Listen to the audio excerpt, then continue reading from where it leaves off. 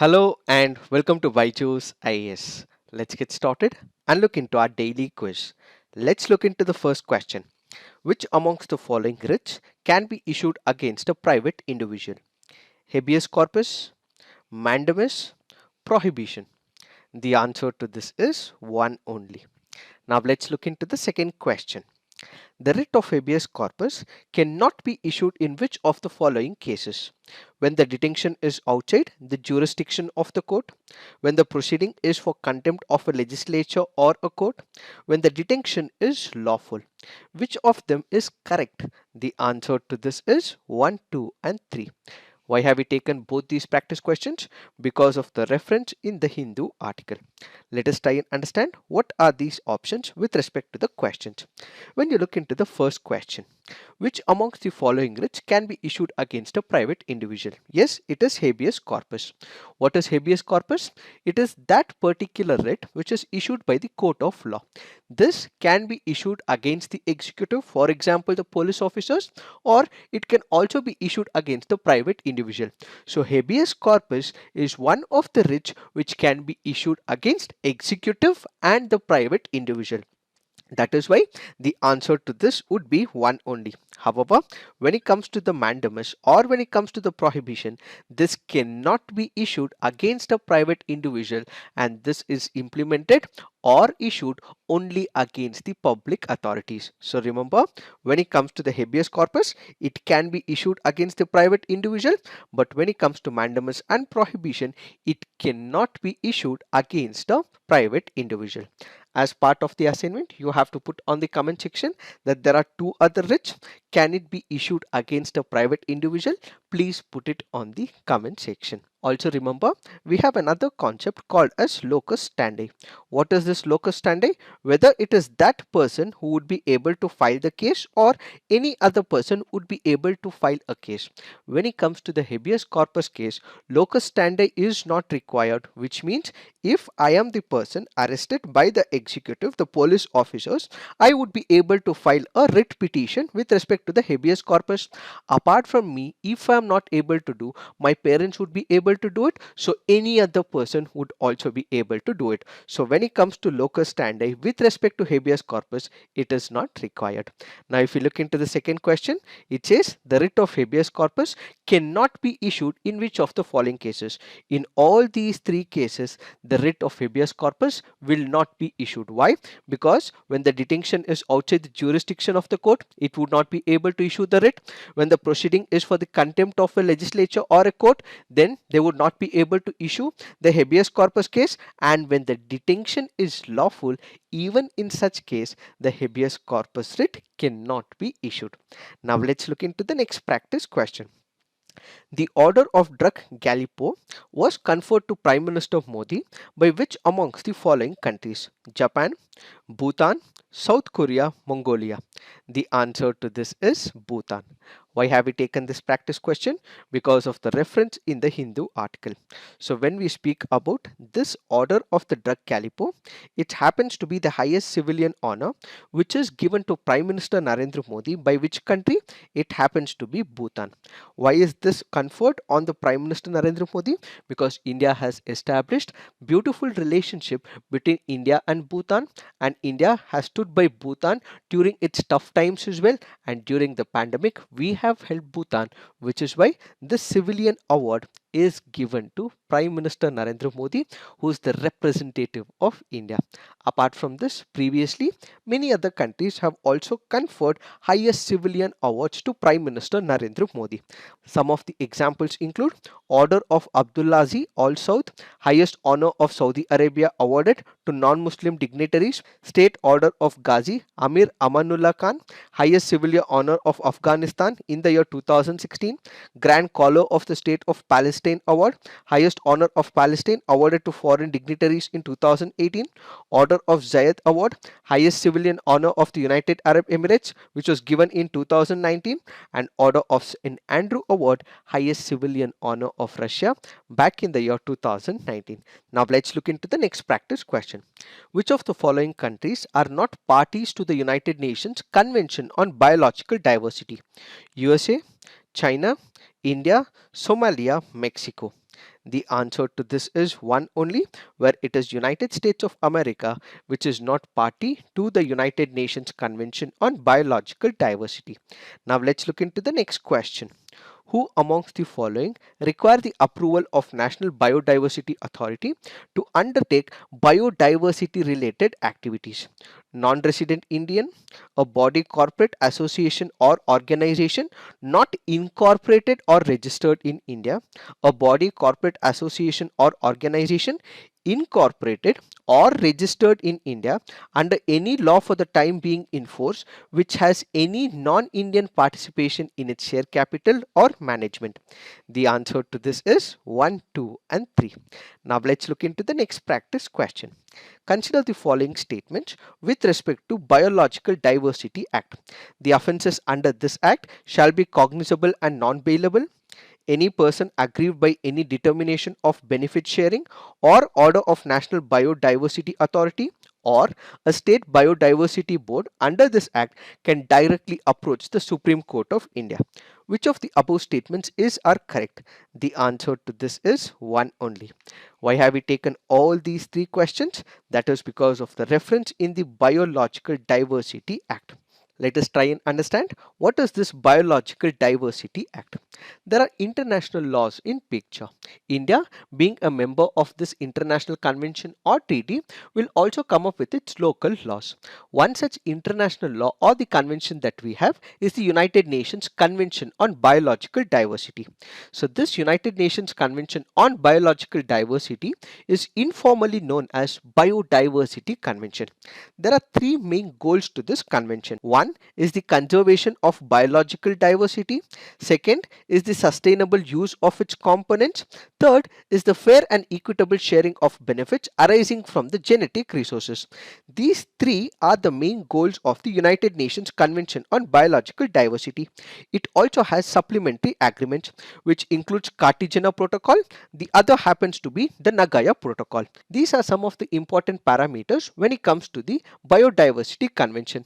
So what we have is an international law. So this international law has to be imported into a national legislation. So to give importance, to lay foundations to this international law, India has come up with what is called as the Biological Diversity Act. When you look into the fourth question, which of the following countries are not parties to United Nations Convention on Biological Diversity? It is only United States of America which is not party to this particular convention. Yes, India has ratified, China has ratified as well, many other countries have ratified as well, major countries have ratified, but it is only United States of America which is not ratified United Nations Convention on Biological Diversity, which is why the answer to this would be one only. Now, if you look into the second question, we have a three-step process in the Biological Diversity Act. This Biological Diversity Act will have to implement the three major goals of the International Convention. So what India requires is a national law called as the Biological Diversity Act. India is rich in biological diversity. There are associated traditional and contemporary knowledge systems as well. This will have to be implemented. To implement this particular national law, what we require is institutions. So what this law provides is for the establishment of a three-tiered structure. What is this three-tiered structure? It includes National Biodiversity Authority at the national level, State Biodiversity Board at the state level, and Biodiversity Management Committees which is present at the local level. So it is these institutions which will also ensure that the Biological Diversity Act is implemented at the national level. Some of the important definitions under this act includes biological diversity, which is mentioned under 2 of B. What is this biological diversity? This includes various species of organisms present in India. That is what is called as biological diversity. So the Biological Diversity Act is to conserve these biological diversity, which means that we are protecting all the species that are present in India. Then it also makes a mention of biological resources. What are these biological resources? It means plants, animals and microorganisms, and it also includes genetic material and byproducts as well, excluding the value added products with actual or potential use, but it does not include human genetic material. Remember remember this, biological resources does not include human genetic material. So these are the important definitions under this act. Now, when we speak about who have to seek approval from the National Biodiversity Authority, all these three bodies will have to seek the permission. So if there is a non-resident Indian, which means he has not lived in India for more than 180 days, such a person will have to take the permission of the National Biodiversity Authority if he has to conduct any of the biodiversity related activities. Then there is a body, corporate, association or organization not incorporated or registered in India. Let's say for example we have a biotechnology firm, it wants to conduct biotechnology related activities in India, it has to seek the permission from the National Biodiversity Authority if it is not incorporated or registered in India. But if it is done so, the regulations may not be as rigorous as the ones which are not registered in India. For example, if there is a foreign company which is working in India, it has to seek the permission from the National Biodiversity Authority. Then if there is a body which is incorporated in India but registered in India but it has non-Indian participation, in such a case as well they have to seek the permission from the National Biodiversity Authority. Only after getting permission from this authority they would be able to undertake biodiversity related activities. So the answer to this would be 1, 2 and 3. Now, if you look into the next question, yes, the offences under this act shall be cognizable and non-bailable. This is right, but the second option is wrong. That is because they cannot directly approach the Supreme Court of India, but instead they have to go to the National Green Tribunal. So the appellate jurisdiction falls under the National Green Tribunal and not the Supreme Court of India directly. They can eventually approach, but the appellate jurisdiction immediately after this order given by the National Biodiversity Authority or the State Biodiversity Board happens to be the National Green Tribunal and it is not the Supreme Court of India. Now let's look into the next practice question. Local self-government can be best explained as an exercise in federalism, democratic decentralization, administrative delegation, direct democracy. The answer to this is democratic decentralization. This happens to be a previous year question from the year 2017. Now let's look into the fact of the day. The fact of the day for today's discussion is tokenization. Let us try and understand what is this process all about. All of us would have shopped on Amazon, Flipkart, we would have ordered food from Swiggy or from Zomato. So what exactly happens? If we have to order something on Amazon or Flipkart, what do? As part of the online transaction, we go about feeding our card details. It can be the debit card or it can be the credit card. So what do? There will be a 16-digit number on all our cards. It can be the debit or the credit card. So what happens? We save this. We also give the valid through information, that is the expiry details, and we also save our details on the merchant site. It can be Amazon, it can be Flipkart, it can be Swiggy or any other online platforms. So what is happening? This online merchant Amazon is saving all our information. But what if this information is compromised? What if this information is hacked by individual? So who will be the major sufferers? It is us. Why? Because this information where we have given our name, the 16-digit number and the expiry date of this card will all be taken or leaked by the hacker, and it can be used for many such activities. Why? Because data is the new fuel when it comes to the modern technology.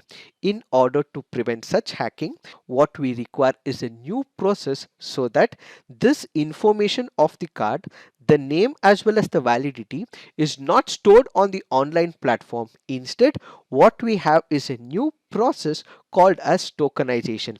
So until now we used to give the information, this was permanently saved on that particular merchant site, and the merchant site would not ask for this information in the near future because the card is already stored on that merchant site.